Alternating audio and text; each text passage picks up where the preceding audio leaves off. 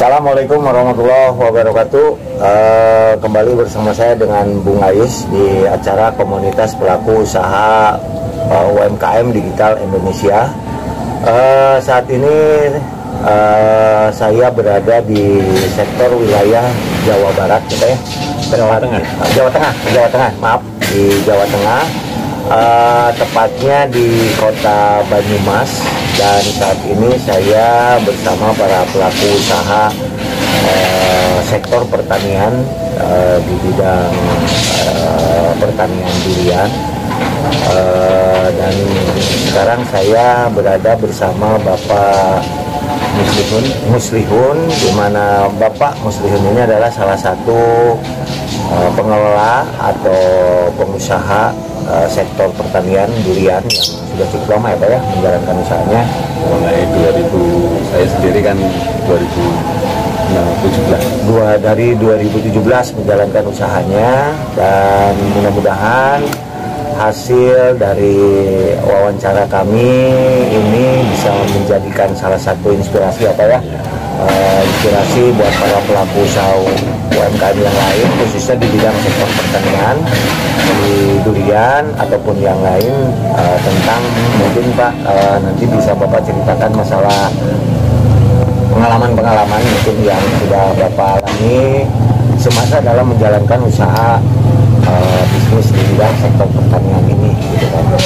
Dan kita langsung berbincang dengan Bapak Muslihun yang salah satu tokoh di masyarakat dan juga para pelaku usaha, gitu kan. Mungkin Bapak silakan, mungkin Bapak bisa ceritakan mungkin sama pemirsa pelaku usaha UMKM yang lain perihal menjalankan roda usaha ini, gitu kan, sehingga menciptakan pengelolaan yang aktif, kreatif, dan produktif khususnya di bidang sektor pertanian. Monggo Pak. Terima kasih Pak Ayus Ya. untuk memberikan sedikit pengalaman. Iya.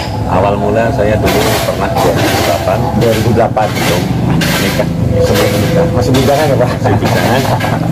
Itu pernah, tapi masih berbentuk yang bungkusnya plastik. Bungkusnya plastik. Oh iya. Dan singkat cerita saya merantau kan lama. Ke daerah mana Pak merantau? Ke Malaysia. Oh Malaysia. Kemudian yang kedua setelah menikah mengadu nasib ke Korea, tapi mungkin belum nasib. Oh belum ya. Mungkin glorinya di sini. Ya. Kemudian sampai sempat nyales orang, pindah ke sini 2016. Pertama buahnya dulu, kemudian saya terjun 2017. Budidaya ya ini ya, budidaya.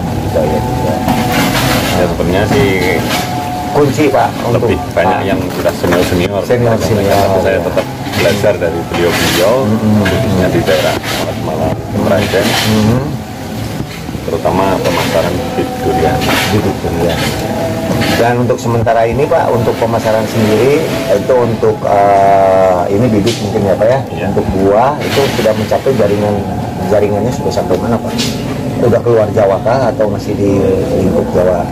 Alhamdulillah sudah ke keluarga atau yang jauh, NTB sama Kalimantan juga. Nah, berarti udah cukup lumayan ya untuk jam terbang ya, jam terbang untuk buah atau bibitnya.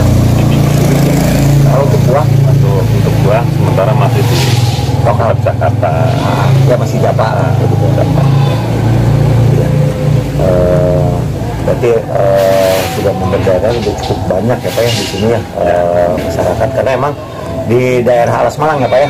Alas Malang tepatnya, terus ke Kabupaten Banyumas ini, di Alas Malang ini adalah hampir semua masyarakat ya Pak ya. Hampir. Setiap rumah ada gitu kan, ada pohon duriannya. Tadi saya lihat gitu kan, panjang dari jalan masuk ke area ini gitu kan, ke tempat Bapak gitu kan. Ini semua penuh dengan durian gitu kan. Dan mudah-mudahan nanti bisa lebih bergerak Pak dengan masyarakat di sini. Nah ini Pak, Untuk ini Pak, harapan mungkin ya untuk meningkatkan gitu kan sektor pertanian ini, karena emang kan durian ini cukup potensial gitu kan, potensinya cukup besar gitu kan untuk bisa ditingkatkan gitu kan. Itu harus ingin Bapak gitu kan seperti apa gitu Pak untuk bisa lebih baik nanti. Harapan sini ya terutama kita sama petani-petani Banyumas di sini khususnya ya, terutama segi pemasaran. Sementara ini kan mungkin kalau ini buah, untuk pemasaran buah atau bibit Pak? Bibit. Oh, jadi belum ada keseimbangan antara penjualan bibit sama keseimbangan sama buah. Kalau buah sementara habis terus. Bahkan tekor kayaknya ya dari permintaan. Permintaan sampai berlipat tapi masih belum terpenuhi. Berarti pemerataan bibitnya yang belum seimbang. Ini karena berdaya manusia Pak yang belum paham mungkin menjadi petani. Karena mungkin ya ini kayaknya durian mah nggak jauh beda dengan jagung kayaknya nih Pak. Jadi pemahaman tentang bertani untuk jagung itu kebanyakan para petani gitu kan itu belum paham. Nah, yang saya tahu itu kan kebetulan saya waktu itu Majalengka kalau nggak salah gitu kan. Pemahaman tentang cara tanam bibit jagung itu justru sebetulnya lebih mudah. Nah ini di durian juga apakah emang persoalan sama gitu Pak? Sama, terutama bersama itu ketelatenan awal tanah. Nanti kalau sudah usia produktif seperti itu kan nanti tinggal perawatannya lebih. Oh berarti yang menjadi harapan Bapak adalah untuk memperbesar pasar di pembibitan ya Pak ya. Kalau sementara ini alhamdulillah buah durian sampai habis stok masih soalnya itu. Iya. Karena ya harapan saya buah durian saja sudah banyak yang nanam, masih stok buah masih kurang. Oh iya betul.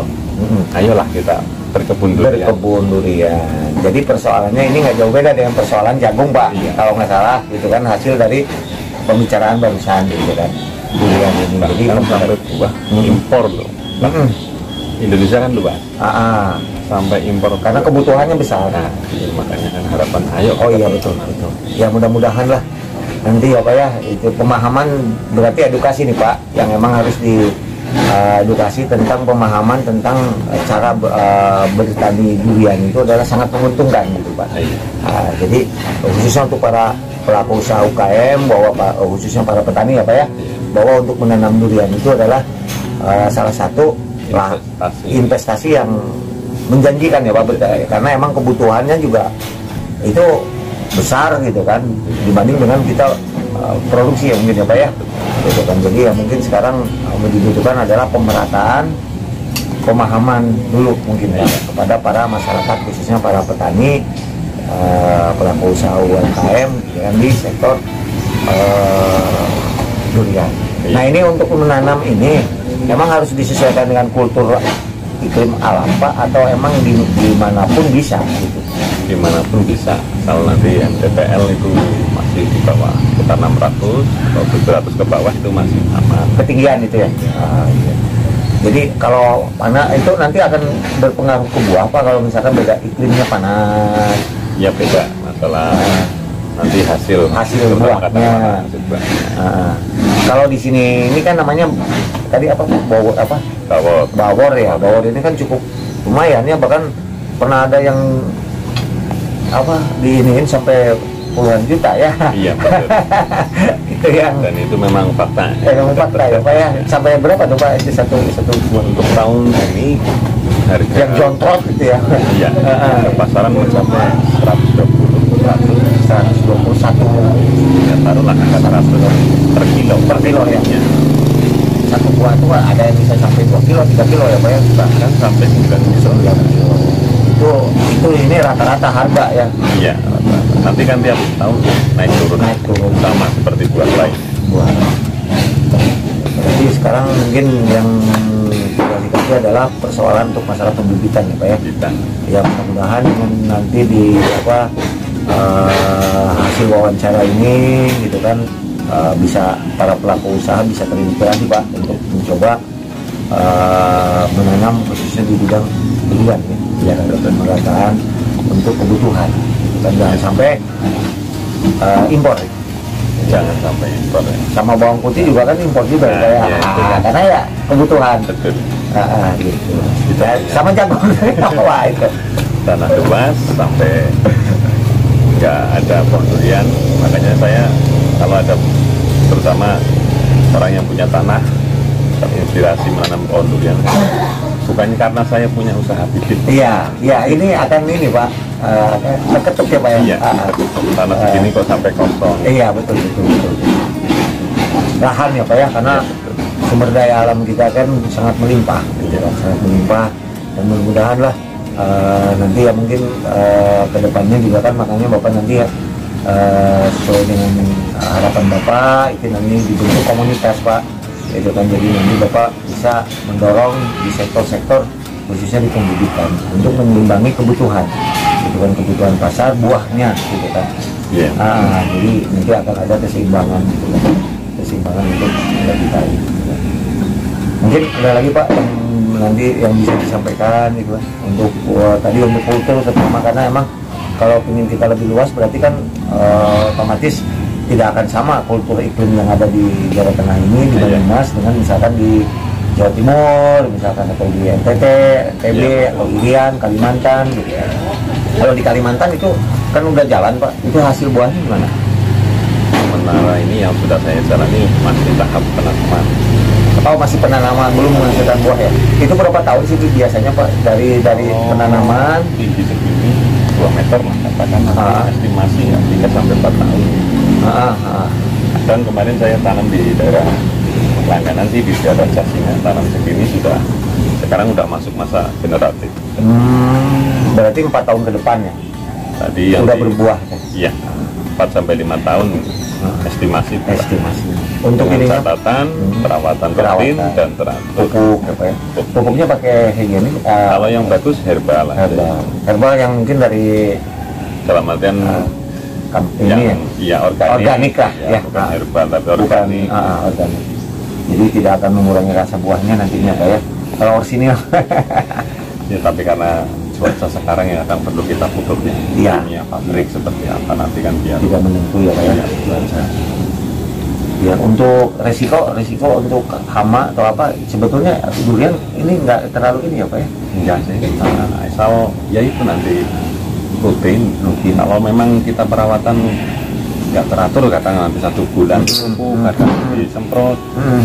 Nah itu yang nanti hamanya itu ya, nanti dia bulan semprot. Dan memang pohonnya juga itu bisa berpuluh-puluh tahun ya Pak ya? Kalau di Indonesia saya, maksudnya di Indonesia sendiri, khususnya di daerah Banyumas saja, kadang-kadang asal pohon masih produktif itu masih dijaga. Sebetulnya yang bagus itu kan seperti Thailand kan sudah menerapkan 15 tahun peremajaan lagi. Iya. Jadi daur ulang ini ya Pak ya? Ulang lagi. Kemarin. Iya. Memang di sini sektornya semua ya Pak ya? Ya, mudah-mudahan nanti yang dibentuk itu nanti lebih bisa memberdayakan khususnya untuk pendidikan biar menyeimbangkan kebutuhan buah, karena emang buah durian nggak habis. Sementara ini memang ya harapan saya sama Pak Yus, terutama pada umumnya ya UMKM di Indonesia ya bisa membantu masyarakat Malang untuk bisa terinspirasi ya Pak ya untuk menanam durian, gitu kan, durian. Karena emang kebutuhan untuk durian itu belum seimbang dengan pembibitan ya Pak ya, supaya nanti kedepannya bisa memenuhi, gitu kan, memenuhi kebutuhan, gitu kan. Jangan sampai impor mungkin Pak ya. Harapannya ya, berarti kan yang emang harus diininya adalah tumbuhnya para pelaku usaha petani, gitu kan.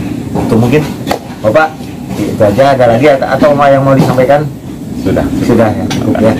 Terima kasih Pak Mihun, gitu kan, atas waktunya.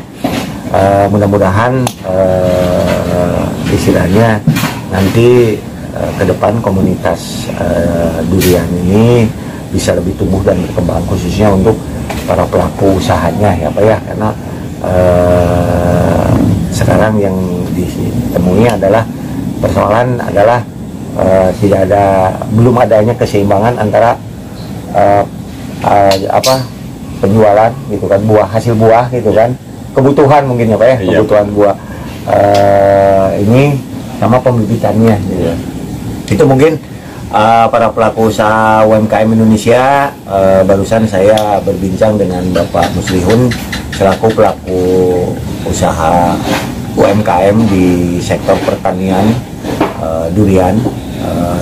Jadi harapan dari Pak Muslihun sendiri adalah tumbuhnya para pelaku usaha khususnya untuk di sektor pertanian, karena untuk berinvestasi di bidang sektor durian itu sangat menjanjikan ya Pak ya, gitu kan. Iya, itu seperti filosofi Pak, tidak ada pertumbuhan yang tidak baik gitu kan. Ya, mudah-mudahan pelaku usaha petani UMKM juga tumbuh, dan karena kebutuhan durian itu semakin lama bukan semakin menurun ya Pak, semakin banyak. Itu aja mungkin pemirsa. Terima kasih, sampai ketemu lagi dengan saya Bung Ayus. Salam 2.2. Assalamualaikum warahmatullahi wabarakatuh.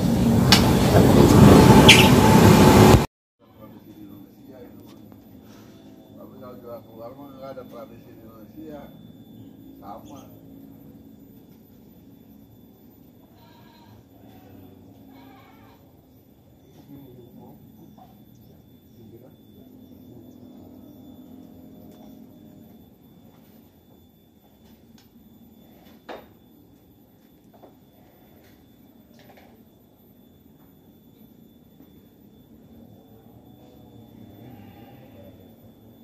Negara kaya Indonesia semua ada, semua orang Indonesia yang mana. Sekarang kan keluar sekolah langsungnya ke Jakarta.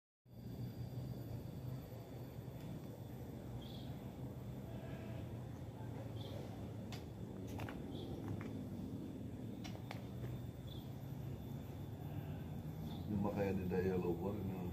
Daya Luhur begini. Well, Parami ini kebanyakan sana kan karet. Tanamnya karet. Parami ini. Karena bebeknya lagi nggak bagus ya. Ombak baru juga. Karena di sana Pak, kota Bandung itu Pak, kemarin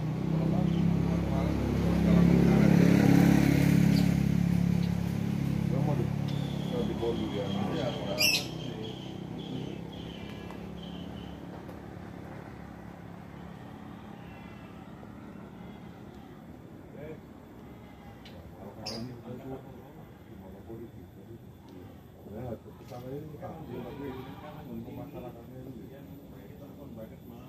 kalau durian kan enggak monopoli gimana, orang pada berantem monopoli jual sendiri.